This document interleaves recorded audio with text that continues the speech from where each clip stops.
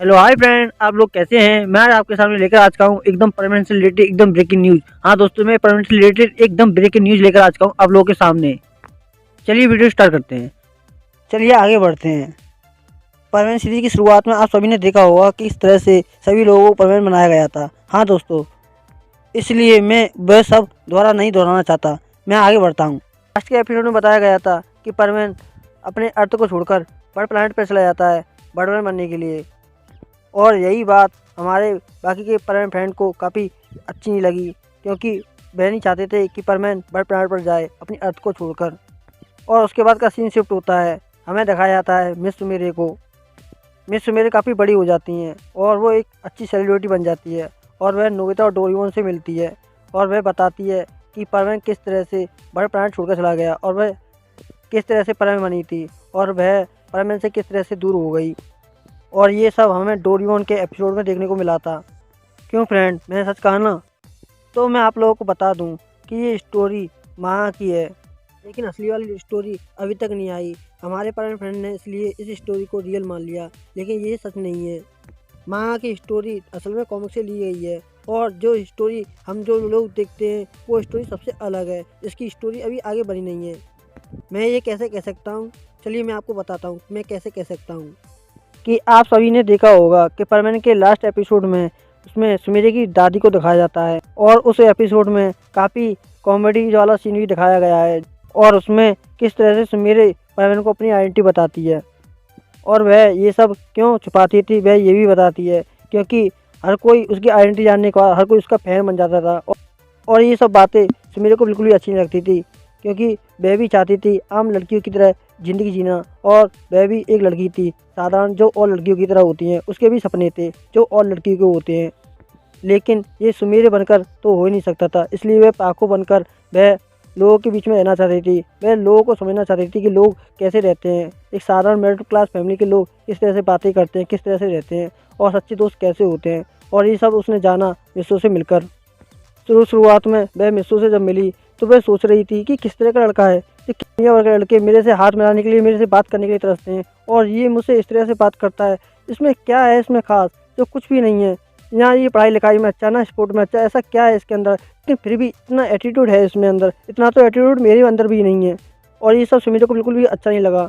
लेकिन जब वह मिस्सो के साथ परमानेंट ड्यूटी करती थी तो वह बिल्कुल बातें नहीं करते थे। लेकिन एक दिन ऐसा हादसा हो गया था जिस दौरान सुमेरे की जान भी जाने वाली थी, लेकिन उस वक्त मिस्सो ने उसकी अपनी जान पे खेलकर उसकी जान बचाई थी। उस दौरान मिस्सो को काफ़ी चोट आ गई थी और यह सब जानने के बावजूद पाको उसे बिल्कुल पसंद नहीं करती। पाको उससे उल्टा सीधा बात करती है, उसके बाद भी उसने उसकी जान बचाई। ऐसा क्यों? और उसी दिन से उसके दिल में पड़ने के लिए काफ़ी जगह बन गई थी और वह उसे समझने के लिए उसके साथ रहने लगी। और उसे रहते रहते उसे कब उससे प्यार हो गया उसे पता भी नहीं चला था। वह परवीन के बगैर एक मिनट भी नहीं रुकती थी। वह हर वक्त पाको बनकर घूमती रहती थी और खुद रोबोट को रोड बना देती थी। हर वक्त पाको पाको। और मिस्सो भी क्या करता, मिस्सो भी परेशान हो जाता था पाको को इस तरह से देखकर। लेकिन उसे भी पाको के साथ रहने की आदत पड़ गई थी। वह दोनों एक दूसरे को पसंद करने लगे थे, लेकिन ये सब परवीन नहीं जानता था। उसे तो जब पता चला कि जब पाको उसे छोड़कर जाने वाली थी, लेकिन उसके इमोशनल रोबोट के रूप में बाहर निकल रहे थे जो उसने अपने अंदर छुपाए थे, क्योंकि रोबोट की फीलिंग और मिस्सो की फीलिंग सेम थी। और ये सब मिस्सो सबके सामने नहीं दिखाना चाहता था, लेकिन छुपाने से क्या छुपता है। चलिए आगे बढ़ते हैं। जैसा कि आपने सभी ने देखा होगा कि डोरेमोन के एक एपिसोड में जियान और सुनियो मिलकर दोनों के दोनों डोरेमोन का एक गैजेट ले आते हैं, जिस गैजेट की ये खासियत थी कि उसे जहाँ भी लगाया जाता वहाँ पर कोई ना कोई उड़ने वाली चीज़ वहाँ लैंड कर जाती थी। और उस एपिसोड में हम लोगों को दिखाया गया था कि परवीन, पाको और भूबी तीनों उस पर लैंड करते हैं। डोरेमोन के एक एपिसोड में जंगल में वो जानवरों की तस्करी कर रहे होते हैं। उस वक्त परमैन सभी लोगों की जान बचाता है और पाको भी वहाँ आ जाती है और सब लोगों को बचा लेते हैं। और उस एपिसोड में वह जैसे ही उसे हाथ मिलाने वाला होता तभी वो बाहर आ जाते हैं। ऐसा क्यों? क्योंकि आपने देखा होगा कि माँ के डोरेमोन के एपिसोड में और इस एपिसोड में काफ़ी अंतर था। उसमें बताया गया था कि जियान की मॉम नहीं है, ना ही उसकी कोई बहन है। लेकिन इस वाली सीरीज़ में बताया गया था कि जियान की एक बहन भी है, उसकी मॉम भी है और उसके डैड भी हैं। तो ये इतना अंतर कैसे हो सकता है, आप ही बताइए। वही ना, ये कहानी बिल्कुल दोनों से अलग। चलिए और भी बताता हूँ मैं आप लोगों को। मेरा एक और एग्जांपल है। परमैन के एपिसोड में आप सभी ने देखा होगा कि परमैन को किस तरह से बर्डमैन क्या करते हैं, उसे एक बर्डमैन बना देते हैं एक दिन के लिए, कि वह एक दिन के लिए बर्डमैन बन जाए, और वह उसे एक गैजेट दे देते हैं उसे हेलमेट पे लगाने के लिए, जिसके बाद मिस्सू एकदम इंटेलिजेंट बन जाता है। आप सभी को तो पता होगा कि मिस्सू किस तरह का है, वह पढ़ाई लिखाई सब में कमज़ोर है, और उसे लगाने के बाद वह एकदम जीनियस बन जाता है, और उसकी उड़न तस्ती जब ख़राब हो जाती है तो वह खुद ही रिपेयर कर लेता है। इससे ये पता चलता है कि बर्डमैन भी मिस्सू की तरह ही हैं, ना कि अलग अलग। उस गैजेट से कोई भी अनाड़ी से अनाड़ी व्यक्ति भी जीनियस बन सकता है। वो एक तरह का खास गैजेट था जो मिस्सू के लिए दिया गया था। और आपने भी देखा होगा कि बर्डमैन के हेलमेट पर भी ये हमेशा लगा रहता है, क्योंकि वह परमैन की तरह ही एकदम नॉर्मल है, ना कि इंटेलिजेंट। और परमैन उसे लगाने के बाद क्या करता है, वह ड्यूटी करने लगता है। और बर्डमैन की ड्यूटी तो आप सभी को पता है कि सभी परमैन पर नजर रखने का काम होता है उसका। और जब सभी परमैन ड्यूटी कर रहे होते हैं तो उस दौरान आग लग जाती है, और उस वक्त सभी, और उस दौरान वह काफ़ी आग बुझाने की कोशिश करते हैं। वह क्या करते हैं, वह एक बाहर से कपड़ा ले आते हैं, लेकिन वह 3 कोने को पकड़ लेते हैं, लेकिन चौथे परमैन की जरूरत पड़ती है, लेकिन वो ऐसा नहीं कर पाते, जिस कारण वह आग नहीं बुझा पाते।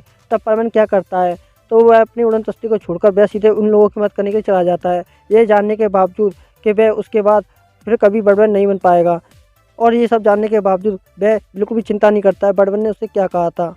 सब जानने के बाद पाको और पायन वो भी तीनों एक साथ देखते हैं कि परमैन ने अपनी अपनी लीडरशिप से ज़्यादा लोगों की जान बचाना ज़रूरी समझा, और ये सब पाको को भी अच्छा लगा, और बर्डमैन को भी काफ़ी अच्छा लगा। और बर्डमैन उसके पास आते हैं और उससे फिर से नॉर्मल परमैन बना देते हैं, और परमैन खुद कहता है कि मुझे बर्डमैन बनने की कोई ज़रूरत नहीं है, और मैं परमैन ही ठीक हूँ। और बर्डमैन को वैसे भी उस वक्त समझ में आ गया था कि परमैन कभी भी बर्डमैन नहीं बन सकता था, क्योंकि परमैन बर्डमैन की तरह अपनी उड़न तस्वीर पर बैठकर नजर रखने का काम बिल्कुल नहीं कर सकता था। जब भी कोई प्रॉब्लम होती थी तो वह खुद उसे हैंडल करने के लिए चला जाता था, चाहे कितनी भी प्रॉब्लम आए, कितनी भी समस्या आए, वह ये सब नहीं देखता था कि वह क्या कर रहा है, वह सिर्फ लोगों की मदद करने के बारे में सोचता था। और यही सब हुआ परमैन सीरीज में। ये एकदम रियल स्टोरी है जो आपने परमैन सीरीज में देखा होगा। तो मैं आप लोगों को बता दूं, इस स्टोरी में परमैन कहीं नहीं गया, वह अपनी अर्थ पे रहा शुरू से ही, ना कि बर्ड प्लानट पर। और वैसे भी जो भी प्रॉब्लम हुए हैं वो अर्थ पर है, ना कि दूसरे प्लानट पर। उसे दूसरे प्लानट पर जाने की क्या जरूरत है, जबकि धरती पर इतनी सारी प्रॉब्लम है, इसलिए उसके बर्ड प्लानट पर क्या काम। बर्डमैन तो किसी को भी बर्डमैन चुन सकते हैं, लेकिन वह मिस्सू नहीं हो सकता। अगर ये स्टोरी थोड़ी बहुत सच भी होगी तो वो मल्टीवर्स की होगी। जैसे कि आप सभी को पता ही होगा कि अलग अलग यूनिवर्स हैं, उस यूनिवर्स के हिसाब से अलग अलग मल्टीवर्स हैं, और हर एक मल्टीवर्स का खुद का एक अलग टाइमलाइन होता है। जैसा कि आपने डोरेमोन की सीरीज में देखा ही होगा कि किस तरह से परमैन डोरेमोन के एपिसोड में आ जाता है और वहाँ पर जंगल में लोगों की मदद करता है, और उसी एपिसोड में पाकू भी उसके साथ होती है, और वह उसे हाथ मिलाने वाला होता है तभी वो वहाँ से चला जाता है। और इसी सीरीज़ के अंदर सुमेरी को दिखाया जाता है, जिस सीरीज़ के अंदर उसमें बताया गया है कि सुमेरी डोरेमोन और नोबिता से मिलती है और वो सब कुछ बताती है मिस्सू के बारे में। तो आप खुद ही सोचिए कि अगर ये परमैन सीरीज़ अगर डोरेमोन से जुड़ी रहती तो सुमेरी की उम्र नोबिता जितनी होती, लेकिन ऐसा नहीं हुआ, बल्कि सुमेरी को उसमें बड़ा दिखाया गया है, वो काफ़ी बड़ी हो गई है। और बाकी का आप खुद सोचिए, एक ही सीरीज़ के अंदर दो दो पागों को कैसे दिखाया जाता है। मेरा कहने का मतलब दो दो सुमेरी को कैसे दिखाया जा सकता है। उसमें एक सुमेरी को छोटा कर दिया गया है और एक सुमेरी को बड़ा कर दिया गया है। और सबसे बड़ी बात पता है क्या है कि दोनों के दोनों जापान के रहने वाले हैं। जब रोड पेंडर शहर में तबाही मचा रहा था तब डोरेमोन कहाँ गया था, और उस वक्त डोरेमोन कहाँ चला गया था जिस वक्त डॉक्टर ऑक्टोपस ने पूरे जापान पर कब्जा कर रखा था। इससे ये साबित होता है कि ये सीरीज बिल्कुल अलग है। वो डोरेमोन की टाइमलाइन थी जिसमें डोरेमोन और नोबिता को हीरो के रूप में बनाया गया है, और इस वाली टाइमलाइन में परमैन की टाइमलाइन है जिसमें परमैन को हीरो बनाया गया है। और ये परमैन की टाइमलाइन के अकॉर्डिंग ये परमैन बर्ड प्लैनेट पर नहीं गया, वो हमेशा से ही धरती पर रहा, इसलिए चिंता मत कीजिए। और उसके बहुत सारे एग्जाम्पल हैं जैसे कि डोरेमोन, स्पाइडरमैन, जिनकी काफ़ी स्टोरी अलग हो चुकी है मांगा की स्टोरी से, ऐसे ही परमैन की स्टोरी भी अलग होगी। ये सारी कन्फ्यूज़न अलग अलग टाइमलाइन की वजह से हुआ है, मतलब कि सबकी अलग अलग टाइमलाइन है। यहाँ पर परमैन की टाइमलाइन को अलग दिखाया है और डोरेमोन की टाइमलाइन को अलग दिखाया है, इसलिए चिंता मत कीजिए। परमैन कहीं नहीं जाने वाला, वो धरती पर ही रहा है शुरू से और हमेशा से ही। और आराम से बैठकर परमैन सीरीज का मज़ा लीजिए। अगर आपको ये मेरी वीडियो अच्छी लगी है तो चैनल को सब्सक्राइब और कमेंट करना ना भूलें। Okay, goodbye, sayonara.